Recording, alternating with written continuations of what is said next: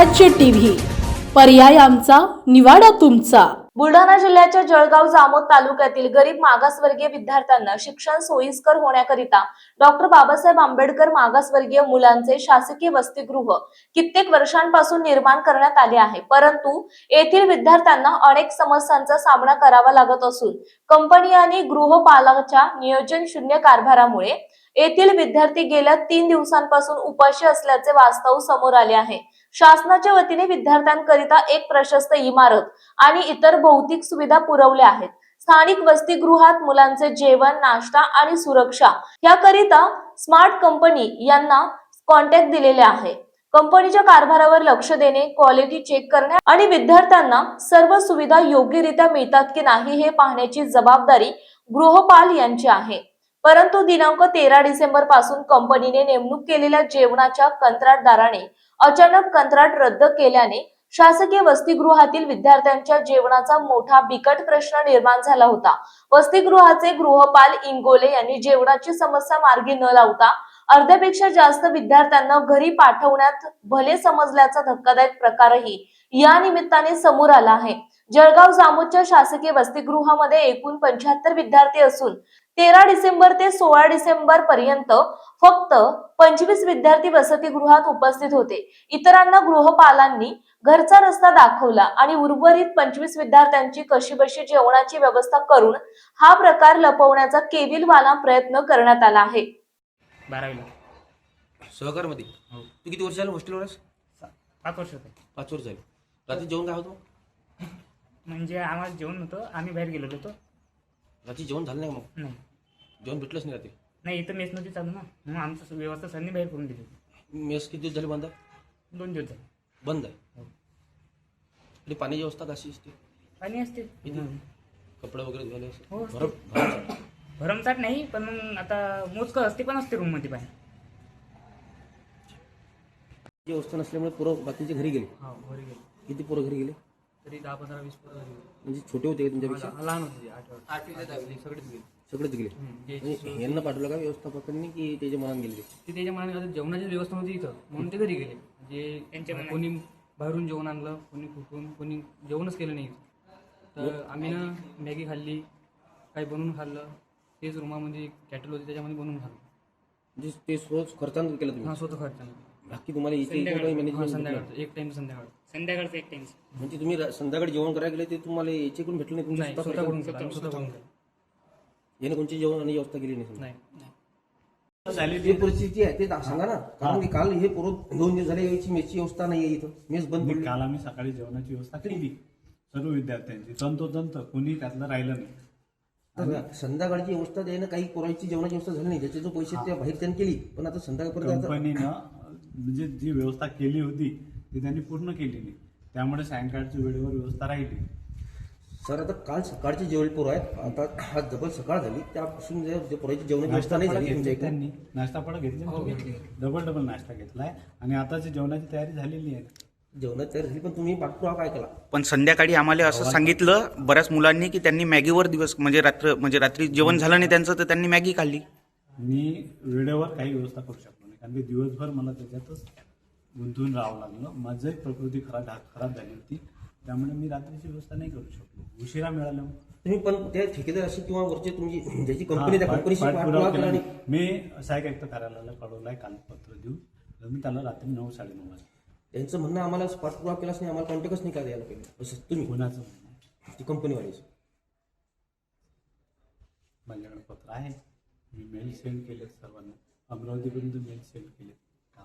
पण रात्रीचे त्याची दखल कोणी घेऊ शकत नसते, काम करणं हेच अपेक्षित आहे. पण रात्री तुम्ही जे जेवणाची व्यवस्था करायची ना, दखल नाही घेतली झाली ठीक आहे, पण कुठून तरी व्यवस्था कोणी एखादा माणूस जर बोलावून तुम्ही जर छोटंसं 2 बाया बोलून पोया टाकून जर साधी भाजी करून दिली, बेसनही करून दिलं, तर त्याचं पोटाची भूक कोणी बाया महिला मंडळी मिळत नाही त्यातले. आम्ही सकाळपासून आता करून राहिलो ना, तर आता कुठेतरी व्यवस्था झाली, ते म्हणजे तयार आहे या 10 पोरं. त्यातले काही पोरं तुम्ही घरी पाठवून दिली, त्याची शैक्षणिक नुकसान होऊन राहिलं. आज नाही पाठवलं घरी, काल फक्त काही लहान मुलं होते, त्यांची काळजी घेणं भाग होतं, म्हणून त्यांना घरी जाऊ दिलं. 20-25 जणांच्या वर होते ते, 20-25 जणांच्या वर गेले होते. नाही फक्त 10 जण गेले, 7-8 जण. आज काल 46 पोरं होते, आज 36 आहे. एकूण टोटल पोरं किती आपल्याला 75 विद्यार्थी मग बाकीचे कुठे आहे? बाकीचे विद्यार्थी नाहीत. काही कोणाच्या परीक्षा आहेत, कोणाचं सेमिस्टर झालं असेल ते आपापल्या परीनं कसं काही त्याची जेवणाची व्यवस्था होत नाही, ते पोरांना पर्याय व्यवस्था म्हणून आपलं घरी जावं असं हे नाही केलं. कारण त्यांची शिक्षण कालपर्यंत 46च पोरं होते. त्या आदल्या दिवशी 66 पोरं होते.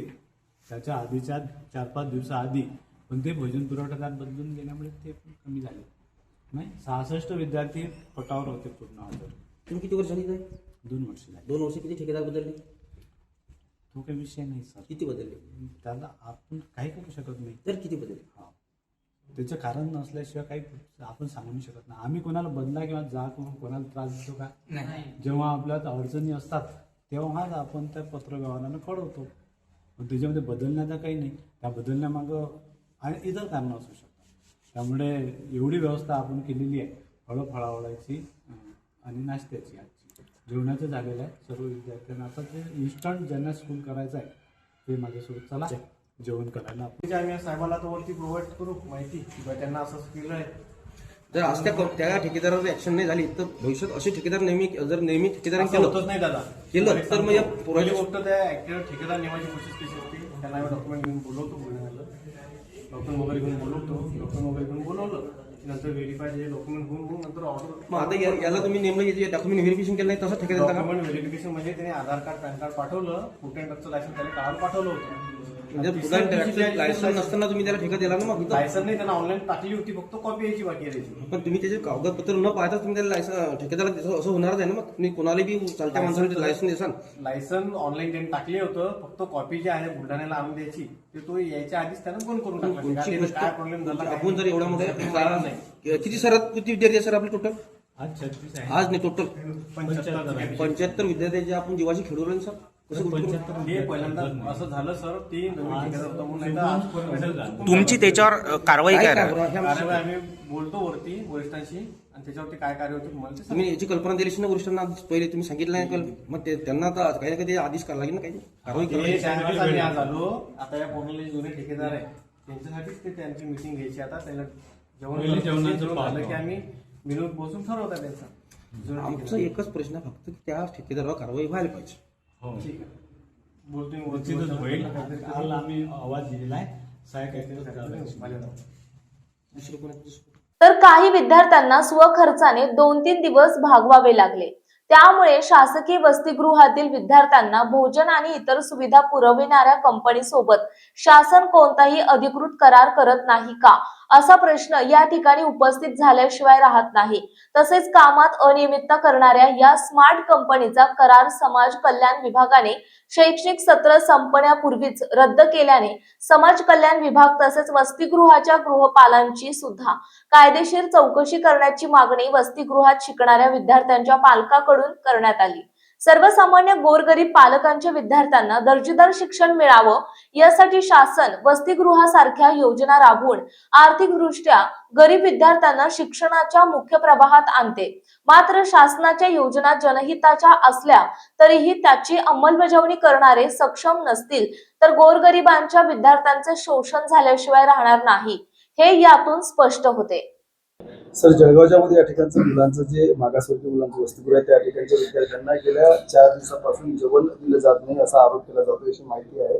आणि त्या ठिकाणच्या काही विद्यार्थ्यांना तिथले जे गृहपाल हिंगोली म्हणून त्यांनी घरी पाठवल्याची माहिती आहे. सदर बाबतीत माहिती घेतलेली आहे मी गृहपाल यांच्याकडून. कंपनी मार्फत भोजनाचा पुरवठा करण्यात येतो, परंतु कंपनीचा जो माणूस भोजन पुरवठा करत होता त्यांनी अचानक भोजन पुरवठा बंद केल्यामुळं नवीन माणूस नेमणूक होईपर्यंत गृहपालांनी बाहेरून हॉटेलमधून जेवण मागून विद्यार्थ्यांना दिलेलं आहे. आणि आज नवीन माणसाची नेमणूक केली आहे. सकाळपासून व्यवस्थित अन्नधान्याचा जेवणाचा नाश्त्याचा पुरवठा सुरू झालेला आहे. आता कुठल्याही प्रकारची अडचण तिथं राहिलेली नाही. ज्या कंत्राटदाराने हलगर्जीपणा केला त्याच्यावर काही कारवाई करणार आहे? हां, त्याबाबत आपण शासनाला नक्कीच कळू आणि ज्यांनी कंपनीकडून जर काही हलगर्जीपणा झाला असेल तर त्यांच्यावर जी कार्यवाही शासन निर्णयात प्रस्तावित आहे ती सर्व कारवाई केली जाईल. तिथे जे गृहपाल आहेत त्यांनी काही विद्यार्थ्यांना घरी पाठवल्याची देखील माहिती काय तथ्य नाही, गृहपालांशी मी स्वतः बोललेलो आहे. कोणीही एकही विद्यार्थी घरी गेलेला नाही. सर्व विद्यार्थी हजर आहेत. बुलढाणा जिल्ह्यातील महत्त्वाच्या घटना आणि घडामोडी पाहण्यासाठी तुम्ही निर्भीड स्वराज्य या चॅनलला अद्यापही सबस्क्राईब केलं नसेल तर तर आत्ताच जाऊन सबस्क्राईब करा आणि बेल आयकॉन दाबायला विसरू नका आणि फेसबुक पेजला शेअर आणि लाईक करा. पाहत राहा निर्भय स्वराज्य.